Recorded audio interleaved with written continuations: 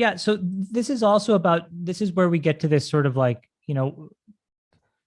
I think like investing is three things, right? There's like the first part, which is like the nuts and bolts, right? Meaning like the ones and zeros, being able to do the simple math. Okay.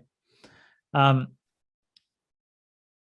then there is sort of like this part, which is what are your biases telling you about the ones and zeros?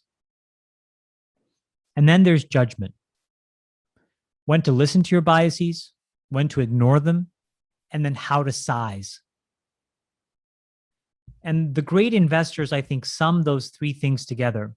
And it's a constant, very complicated equation that's running through their minds. This is why, investing is a very individual trade craft, because it's an impossible thing to document, right? I don't think Stan Druckenmiller or David Tepper's process is largely documentable. They could tell you till kingdom come how they did something in the past, but it will not inform how they'll make a decision in the future. Stevie Cohen, just add to the list of all the greats, Buffett. And so I think it's very important to realize that. So I do a lot of math. And then what I think about is what can go right and what can go wrong, and how am I interpreting the math? How aggressively do I want to compound? And then I try to make a decision and I size. I'll give you one example. In 2014, I got on the Amazon train probably before most people at scale. I presented it at Irisone, sort of like if you had to pick one meaningful money manager of repute who was on the record pro Amazon before me, it'd be hard to find. Since then, it's been easy.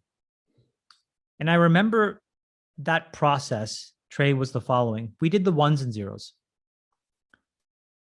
And the ones and zeros were very hard to unpack. And the reason was because Jeff didn't generate a ton of free cash flow at the time.